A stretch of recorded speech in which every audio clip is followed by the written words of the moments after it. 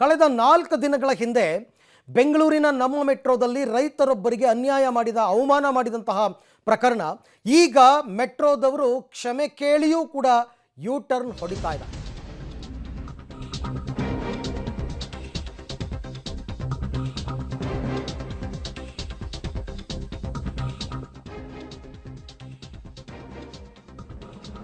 ಮೆಟ್ರೋದಲ್ಲಿ ರೈತನಿಗೆ ಅವಮಾನ ಮಾಡಿದಂತಹ ಪ್ರಕರಣ ಮೊದಲಿಗೆ ಕ್ಷಮೆಯಾಚಿಸಿ ನಂತರ ಉಲ್ಟಾ ಹೊಡೆದಿದೆ ಮೆಟ್ರೋ. ಕೊಳಕು ಬಟ್ಟೆ ಅಂತ ರೈತನಿಗೆ ಅವಮಾನ ಮಾಡಿಲ್ಲ, ಪ್ರಯಾಣಿಕ ಟಿಕೆಟ್ ತೆಗೆದುಕೊಳ್ಳುವಂತೆ ಸೆಕ್ಯೂರಿಟಿ ಹೇಳಿದ್ರು, ಸಹ ಪ್ರಯಾಣಿಕನೇ ಅಜ್ಜನನ್ನು ಬಿಟ್ಟಿಲ್ಲ ಅಂತ ಗಲಾಟೆ ಮಾಡಿದ್ದಾರೆ ಅಂತ ನಮ್ಮ ಮೆಟ್ರೋ ಅಧಿಕಾರಿಗಳು ಸ್ಪಷ್ಟನೆಯನ್ನು ಕೊಟ್ಟಿದ್ದಾರೆ. ಅಂದರೆ ಅವ್ರು ಹೇಳ್ತಾ ಇರೋದು ಕೊಳಕು ಬಟ್ಟೆ ಅನ್ನೋ ಕಾರಣಕ್ಕೆ ನಮ್ಮ ಸೆಕ್ಯೂರಿಟಿ ಅವ್ರನ್ನ ಒಳಗೆ ಬಿಟ್ಟಿಲ್ಲ ಅಂತ ಹೇಳಿದ್ರಲ್ಲ ಸುಳ್ಳು, ಟಿಕೆಟ್ ತೊಗೊಂಡು ಬಾರಪ್ಪ ಅಂತ ಹೇಳಿದ್ದಷ್ಟೇ ಆ ಯಾರು ವಿಡಿಯೋ ಮಾಡ್ಕೊಂಡಲ್ಲ ಆತನೇ ಎಲ್ಲ ಇಶ್ಯೂ ಕ್ರಿಯೇಟ್ ಮಾಡಿದ್ದು, ಸೀನ್ ಕ್ರಿಯೇಟ್ ಮಾಡಿದ್ದು ಅಂತ. ಹಾಗಿದ್ದಾಗ ನೀವು ಆ ಸೆಕ್ಯೂರಿಟಿ ಸೂಪರ್ವೈಸರ್ನ ಯಾಕೆ ನೀವು ಕೆಲಸದಿಂದ ವಜಾ ಮಾಡಿದ್ರಿ? ಈ ಪ್ರಶ್ನೆ ಅಲ್ವಾ ಇದು? ಯಾಕೆ ನೀವು ಕ್ಷಮೆ ಯಾಚಿಸಿದ್ರಿ? ಈಗ ಪ್ರಾಥಮಿಕ ತನಿಖೆಯ ನಂತರ ಈ ವಿಚಾರ ಗೊತ್ತಾಯಿತು ಅಂತ ಯೂ ಟರ್ನ್ ಹೊಡಿತಾ ಇದ್ದಾರೆ. ಬಹಳ ಬೇಸರದ ಸಂಗತಿ. ನೀವು ಕ್ಷಮೆ ಕೇಳಿದ್ರಿ, ಓಕೆ, ಅವತ್ತಿನ ದಿನನೇ ಆತನನ್ನು ಕೆಲಸದಿಂದ ಡಿಸ್ಮಿಸ್ ಮಾಡಿದ್ರಿ, ಓಕೆ, ಅಲ್ಲಿಗೆ ಪ್ರಕರಣ ತಣ್ಣಗಾಗಿತ್ತು. ಈಗ ನೀವೇನೋ ತನಿಖೆ ಮಾಡಿದ್ದೀವಿ, ಅದು ಹಾಗಲ್ಲ ಹೀಗೆ ಅಂತಂದರೆ ಅದನ್ನು ಖಂಡಿತ ಜನ ಒಪ್ಪಲ್ಲ.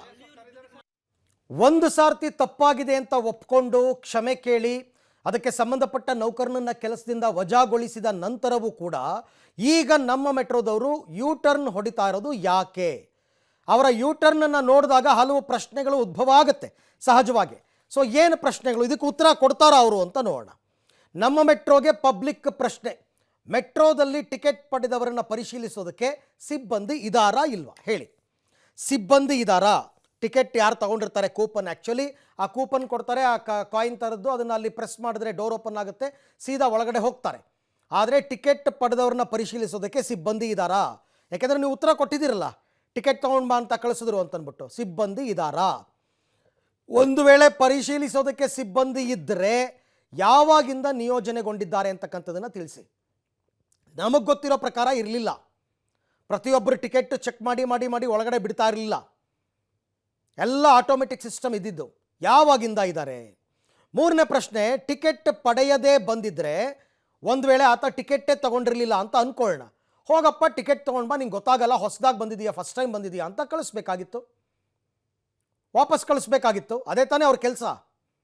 ಆ ಕೆಲಸವನ್ನು ಅವ್ರು ಯಾಕೆ ಮಾಡಲಿಲ್ಲ? ಇನ್ನು ಸಿಬ್ಬಂದಿ ಬಟ್ಟೆ ಗಲೀಜಾಗಿದೆ ಅನ್ನೋ ಪದ ಬಳಕೆ ಮಾಡಿದ್ದು ಯಾಕೆ? ಅದು ವಿಡಿಯೋದಲ್ಲಿ ಕೇಳಿಸುತ್ತೆ, ವಿಡಿಯೋದಲ್ಲಿ ಆ ಸಿಬ್ಬಂದಿಯ ಆಡಿಯೋ ಕೇಳಿಸುತ್ತೆ. ಬಟ್ಟೆ ಗಲೀಜಾಗಿದೆ ಅನ್ನೋ ಪದವನ್ನು ಬಳಕೆ ಮಾಡಿದ್ದು ಯಾಕೆ? ಇನ್ನು ಟಿಕೆಟ್ ವಿಚಾರವಾಗಿ ಆ ಸಿಬ್ಬಂದಿ ಇನ್ನೂ ಪ್ರತಿಕ್ರಿಯಿಸಿಲ್ಲ ಏಕೆ? ಅಟ್ಲೀಸ್ಟ್ ಆಮೇಲಾದರೂ ಹೇಳ್ಬೋದಾಗಿತ್ತಲ್ಲ ಆತ, ಇಲ್ಲ ಸರ್ ನಾನು ಬಟ್ಟೆ ವಿಚಾರಕ್ಕೆಲ್ಲ ಹೇಳಿದ್ದು, ಟಿಕೆಟ್ ತಂದಿರಲಿಲ್ಲ, ಟಿಕೆಟ್ ತೊಗೊಂಬ ಅಂತ ಕಳಿಸಿದೆ ಅಂತ ಯಾಕೆ ಪ್ರತಿಕ್ರಿಯೆ ಕೊಟ್ಟಿಲ್ಲ? ಇಲ್ಲಿ ಅನುಮಾನ ಮೂಡುತ್ತೆ. ಬಟ್ಟೆ ಗಲೀಜಾದರೆ ಒಳಗೆ ಬಿಡೋದಿಲ್ವಾ ಅಂತ ಪ್ರಯಾಣಿಕ ಕೇಳಿದ್ದು ಯಾಕೆ? ಆ ವಿಡಿಯೋ ಮಾಡಿದಾರಲ್ಲ, ಆ ವಿಡಿಯೋ ಮಾಡಿದವ್ರು ಅದನ್ನೇ ತಾನೇ ಅವಾಗಿಂದ ಹೇಳ್ತಾ ಇರೋದು, ಏನು ಬಟ್ಟೆ ಗಲೀಜಾಗಿದ್ದರೆ ಬಿಡಲ್ವಾ, ನಂದೆಲ್ಲ ಸೂಪರ್ ಆಗಿದೆ ನೋಡಿ, ನನ್ನನ್ನು ಬಿಡ್ತೀರಾ, ಫ್ರೀಯಾಗಿ ಬಿಡ್ತೀರಾ ಅಂತೆಲ್ಲ ಕೇಳ್ತೇನೆ ನಾನು. ಯಾಕೆ ಕೇಳಿದ್ರು?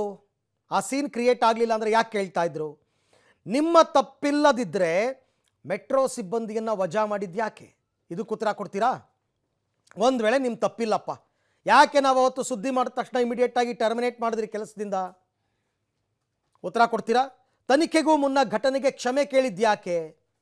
ಕ್ಷಮೆ ಕೇಳ್ತೀರಾ, ಆ ಸಿಬ್ಬಂದಿಯನ್ನು ಟರ್ಮಿನೇಟ್ ಮಾಡ್ತೀರಾ, ಈಗ ನೋಡಿದ್ರೆ ಹಂಗೆ ನಡೆದೇ ಇಲ್ಲ ಅಂತೀರಾ.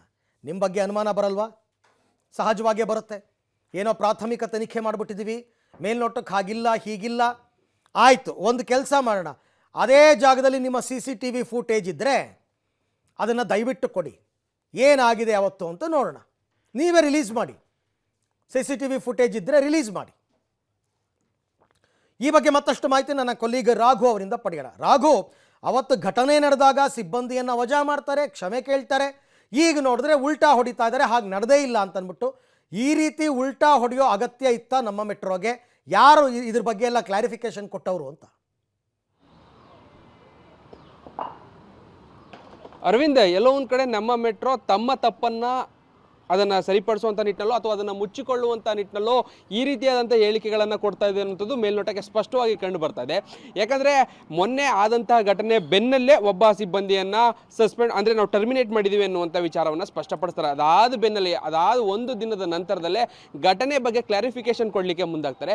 ಘಟನೆಯಲ್ಲಿ ಮೆಟ್ರೋದು ತಪ್ಪಿಲ್ಲ ಅಂದರೆ ಮೆಟ್ರೋ ಸಿಬ್ಬಂದಿ ಯಾರಿದ್ರು ಅವ್ರದ್ದು ತಪ್ಪಿಲ್ಲ ಅನ್ನುವಂತಹ ಡಿಫೆಂಡಿಂಗ್ ವಾದವನ್ನು ಮಾಡಲಿಕ್ಕೆ ಮುಂದಾಗ್ತಾ ಇದ್ದಾರೆ. ಎಲ್ಲೋ ಒಂದು ಕಡೆ ಹೀಗಾಗೋದಾದರೆ ಒಂದಷ್ಟು ಪ್ರಶ್ನೆಗಳು ಸಾಮಾನ್ಯವಾಗಿ ಸಾರ್ವಜನಿಕ ವಲಯದಲ್ಲಿ ಮೆಟ್ರೋ ಬಗ್ಗೆ ಬರುವಂಥದ್ದು ಕಾಮನ್. ಕಾರಣ ಇಷ್ಟೇ, ಮೆಟ್ರೋದಲ್ಲಿ ಇವ್ರು ನಡ್ಕೊಂಡಿರುವಂಥ ರೀತಿ ಜೊತೆಗೆ ಇವರು ಈಗ ಕೊಟ್ಟಿರುವಂಥ ಹೇಳಿಕೆಯನ್ನು ನೋಡೋದಾದರೆ ಎಲ್ಲೋ ಒಂದು ಕಡೆ ಆ ಸಂದರ್ಭಗಳಲ್ಲಿ ನಿಜಕ್ಕೂ ಆಗಿರೋದೇನು ಅನ್ನೋದನ್ನು ಕೂಡ ನಾವು ಪರಿಶೀಲನೆಯನ್ನು ಮಾಡಬೇಕಾಗುತ್ತೆ.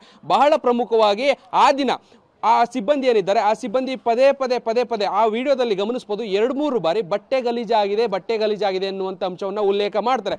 ಇದೇ ಕಾರಣಕ್ಕೆ ಅಲ್ಲಿರುವಂತಹ ಸಹ ಪ್ರಯಾಣಿಕ ಅವರ ಮೇಲೆ ಆಕ್ರೋಶವನ್ನು ಹೊರಹಾಕುವಂಥದ್ದು ಜೊತೆಗೆ ಅವರ ವಿರುದ್ಧ ಪ್ರತಿಭಟನೆಯನ್ನು ಮಾಡುವಂಥದ್ದು. ಹಾಗಿದ್ರೆ ಇದೆಲ್ಲವೂ ಕೂಡ ತಪ್ಪು ಆಗಿಲ್ಲ ಅನ್ನೋದಾಗಿದ್ರೆ ಯಾಕೆ ಆ ವಿಚಾರವನ್ನು ಸ್ಪಷ್ಟಪಡಿಸಿ ನಮ್ಮಿಂದ ಇದಾಗಿಲ್ಲ ಅನ್ನುವಂಥ ವಿಡಿಯೋ ಫುಟೇಜ್ ಅಂದರೆ CCTV ಏನಿದೆ ಆ ಸ್ಥಳದಲ್ಲಿರುವಂಥ CCTVಯನ್ನು ಬಿಡುಗಡೆ ಮಾಡುವಂಥ ಪ್ರಯತ್ನವನ್ನು ಮೆಟ್ರೋದವರು ಮಾಡ್ತಾ ಇಲ್ಲ. ಕೇವಲ ಪ್ರಾಥಮಿಕ ತನಿಖೆ ಆಗಿದೆ ಅನ್ನುವಂಥ ಅಂಶಕ್ಕೆ ನಾವು ತಪ್ಪು ಮಾಡಿಲ್ಲ ಅನ್ನುವಂಥ ಹೇಳ್ತಾ ಇರೋ ಇವರು ಮತ್ತೆ ಅದನ್ನು ಮುಂದುವರೆದ ಭಾಗವಾಗಿ ಬೇರೆ ರೀತಿಯ ತನಿಖೆಗಳನ್ನು ಮಾಡಿಸ್ತೇವೆ ಅನ್ನುವಂಥ ಸ್ಟ್ಯಾಂಡನ್ನು ತೆಗೆದುಕೊಳ್ತಿರೋದೇಕೆ?